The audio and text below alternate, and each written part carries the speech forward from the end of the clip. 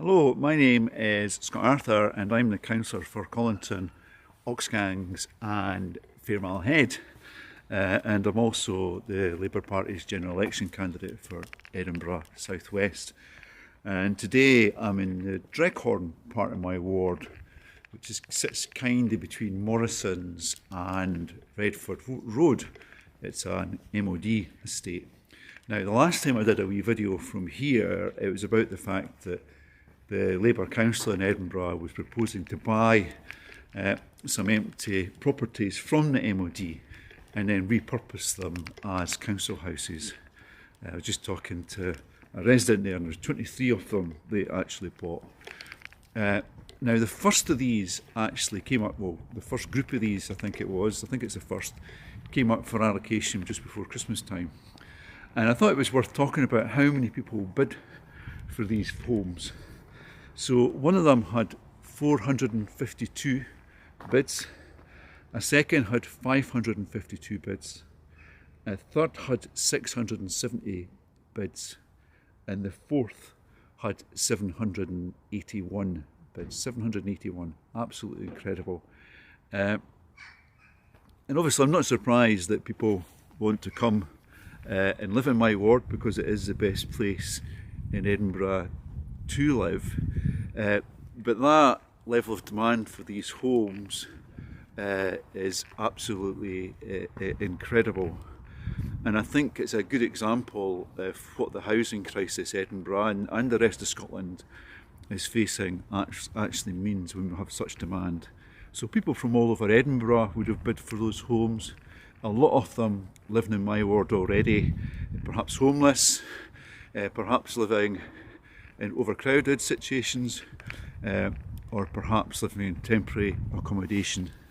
So people in temporary accommodation, of course, they're just waiting for a permanent home, not being 100% sure about where it's going to be, what moving is going to mean for childcare, or even for their kids' education, in terms of what school they're going to. So if you're a mum or a dad in that situation, obviously it's really difficult. And when you're bidding for homes, when you're up against hundreds of people, it must be quite dispiriting that people don't really have any kind of trajectory in terms of when you are going to find somewhere permanent to live. So not easy.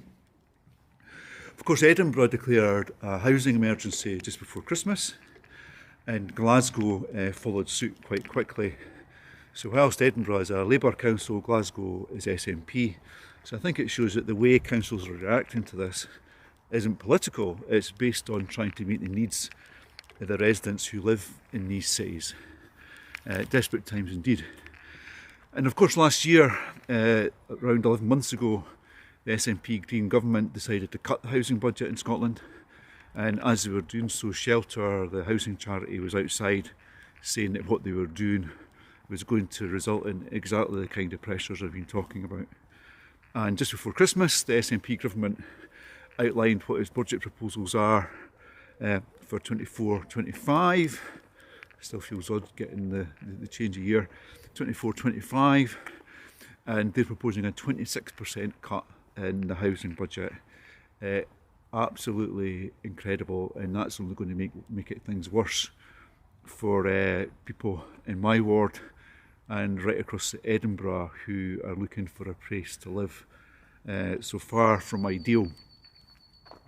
And it's a great example of how government in this country has to change and start meeting the needs of the people who live here. Obviously the first step in that, hopefully, if Rishi Sunak ever plucks up the courage, is that we'll have a general election and we'll get Keir Starmer elected into Downing Street.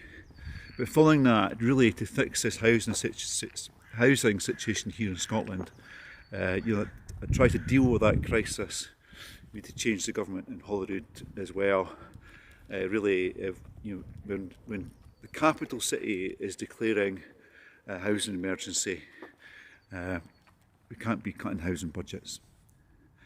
Okay, sorry, perhaps a little bit of a pessimistic video, but this is such an important thing.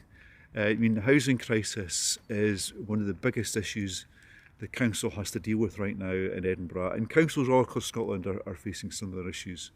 So it is important that we talk about it. If you've got any questions, as ever, please just leave a comment below.